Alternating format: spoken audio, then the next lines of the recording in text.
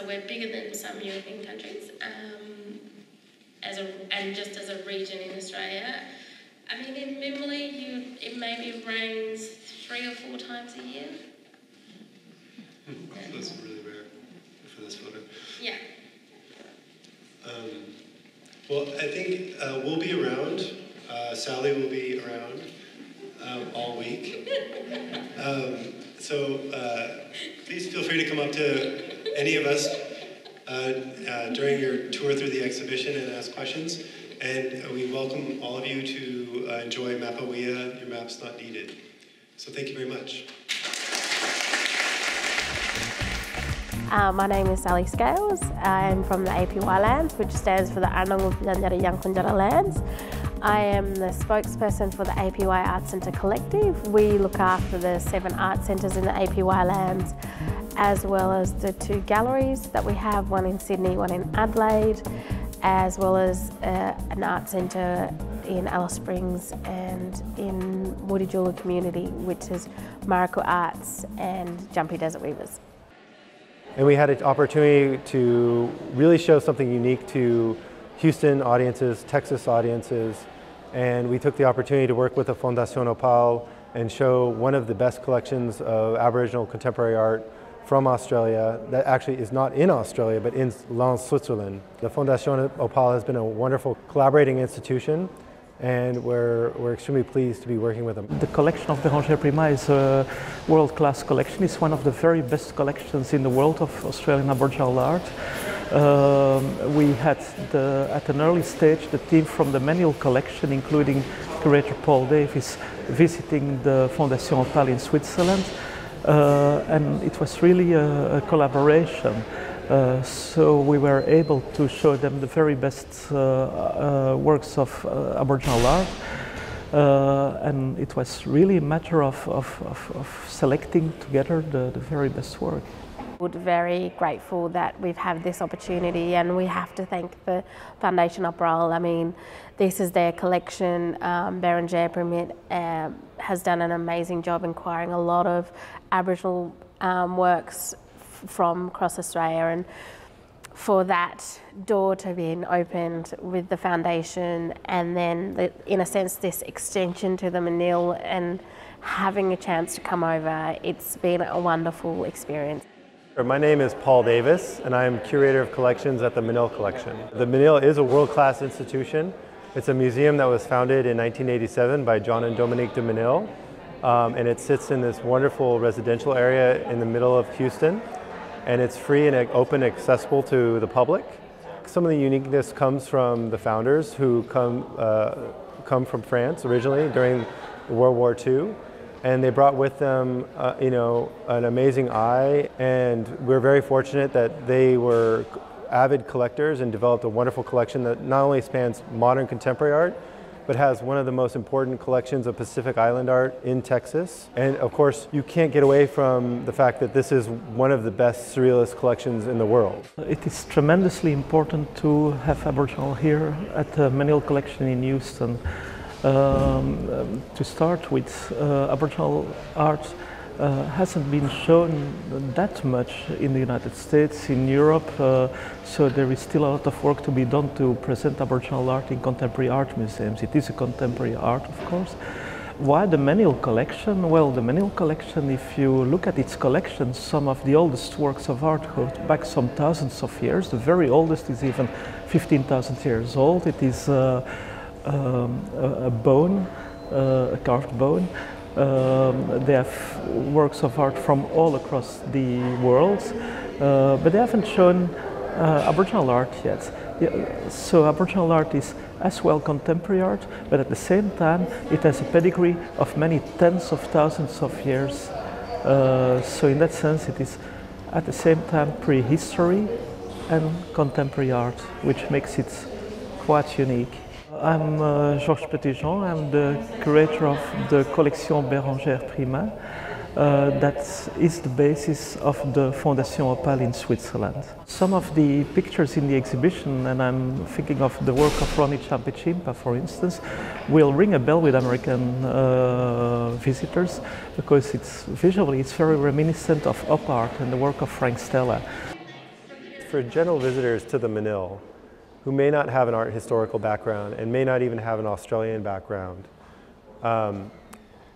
coming to see this show is very much like how we approach, or hope that they approach coming to any show or any exhibition that we do. The work is powerful, and the idea is to engage with the work.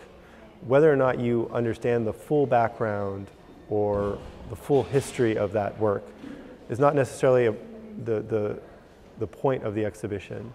You can learn that. And I think it's important that when people come here, they open their eyes, and they do what Kunmunara Williams wants them to do, and is listen, kuliyala, and to listen to what the work is telling them. And I think if they do that and they're curious and pursue those questions that they develop through the exhibition, then they'll have a greater understanding of that history of Australia and the work that's in the exhibition. So the APY Lands is in the far northwest corner of South Australia, and we're 102,000 square kilometres, so we're a pretty huge landmass region. We have 10 communities, so it's 10 little villages, I suppose you can say, across the lands. We're part of a desert country, so it's very hot and dry.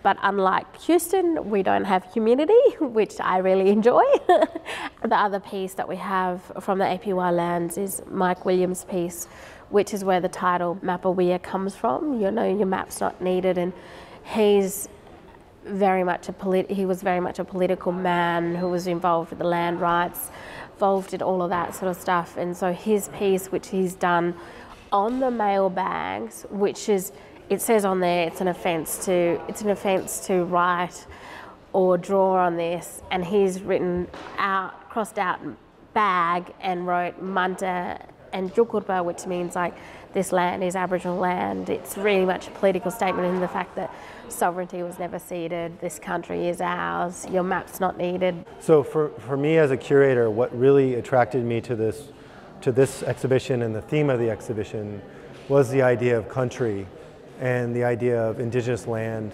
and the knowledge of Indigenous peoples in that land. And that comes, I think, very clearly across in the work that's in the show. The work, the paintings, the sculptures, those are actually, they're not necessarily representations of land and country, they are land and country. There's no difference. And the work by Mumu Mike Williams, or Kunmunara Williams, really speaks to that. His work, which focuses on the political side of land rights and the struggles of Aboriginal peoples during the 19th and 20th century, really speaks to these ideas of land rights and the power of Indigenous people's knowledge of the land. Every artist from that show is doing an extension of themselves and an extension of their country in every piece as you're walking around, you know, from Rover Thomas's piece to, you know, Paddy Bedford's to, you know, Teresa Baker, and that collaborative piece she does is truly an extension of the artist and of their country. Yeah, the Aboriginal culture is a culture with very little material possessions. The culture is really a spiritual culture. The knowledge of the country, the knowledge of the creation of the country are all encompassed in oral stories, actually in songs, in sung poems.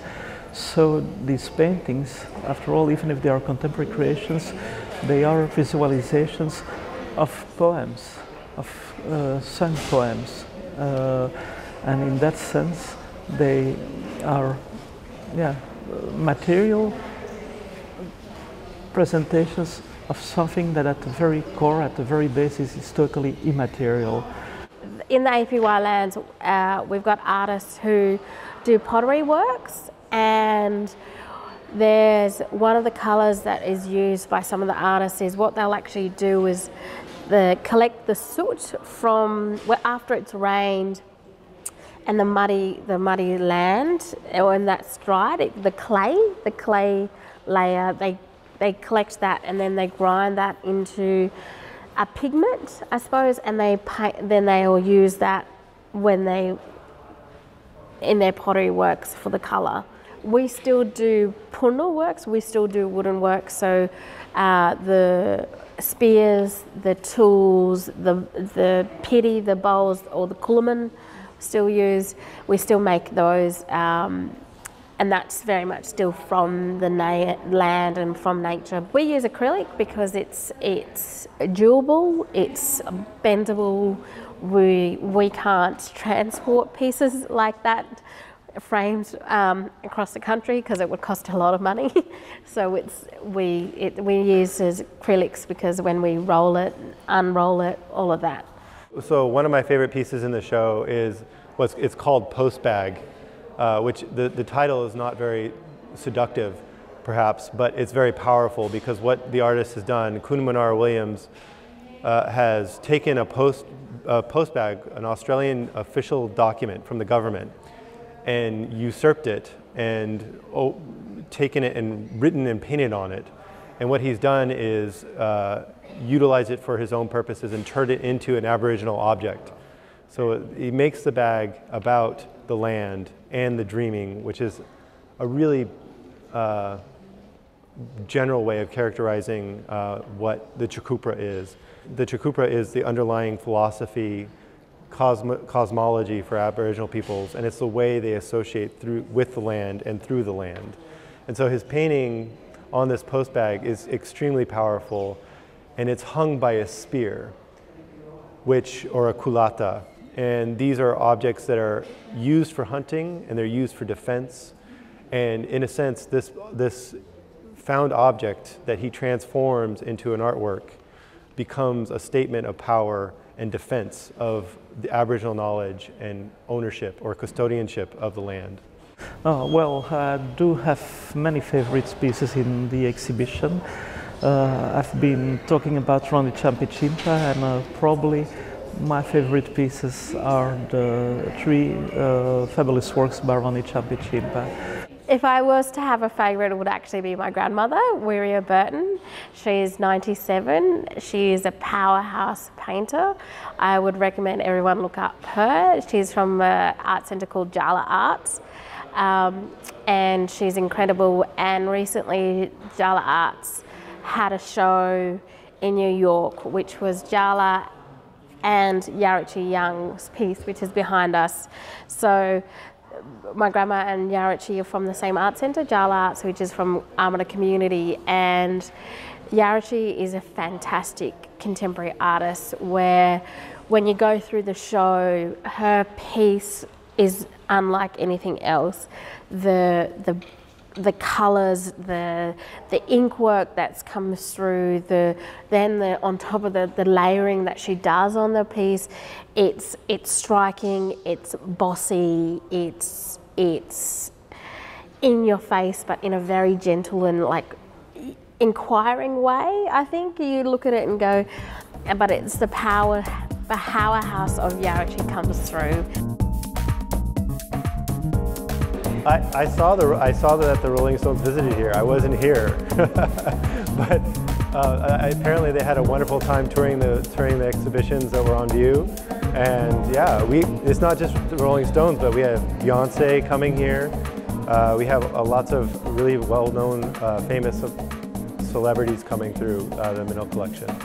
I'd like to invite everybody to come visit the neighborhood and come into the Menil and see this wonderful show, Mapa Wiya, Your Map's Not Needed, Aboriginal Australian art from the Fondation Opale. It's an amazing show, and all our galleries will be open, and we look forward to having you here.